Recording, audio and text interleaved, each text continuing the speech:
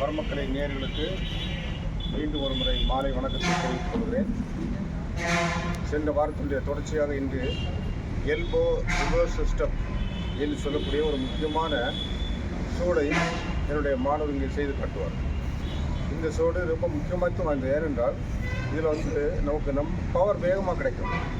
இதனுடைய அடியை இடது கையினால் தடுத்து அந்த எல்போ அட்டாக் பண்ணும்போது அது எந்த இடத்துல படு என்பதே நமக்கு தெரியாது. எதிரிக்கு தெரியவே தெரியாது. அடி பட்டுன்னா அவன் அப்படியே கீழே விழுந்துருவான்.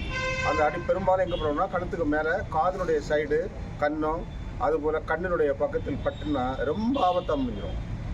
அது நீங்களாக சற்று கீழே பட்டுச்சுன்னா மார்பு பகுதி, அடப்பு காலம், விலாயெலும்பு பகுதியில் பட்டுனா இன்னும் ஆபத்து.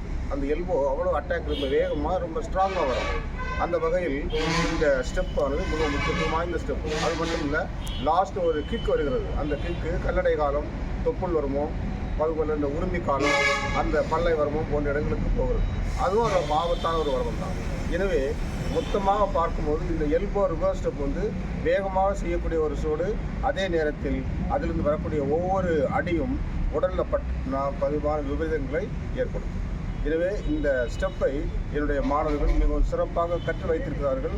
அவர்களுக்கு இது பேர் உதவியாக இருக்கும். இப்பொழுது ஒரு மாணவர் அதை செய்து காட்டுகிறார். ஓகே.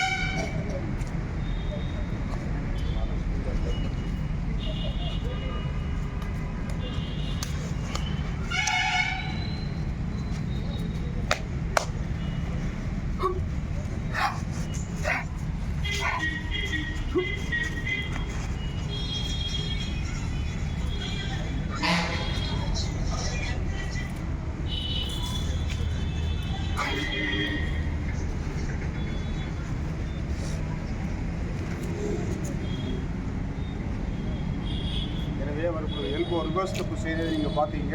அவர் எவ்வளோ வேகமாக செய்கிறார் பார்த்தீங்களா? அவருடைய ஒவ்வொரு பஞ்சு, அந்த எல்போ அட்டாக், கிக் எல்லாமே மிகவும் வலுவானவை, ரொம்ப உறுதியானவை. அது நம்ம உடம்புல பட்டுன்னா விபரீதமான விளைவுகளை ஏற்படுத்தும். எனவே இந்த ஸ்டெப்பு, அதாவது எல்போ ரிவர்ஸ் ஸ்டெப், இதில் இந்த எல்போ அட்டாக் தான் ரொம்ப அதிகமாக வந்துக்கிட்டே இருக்கும்.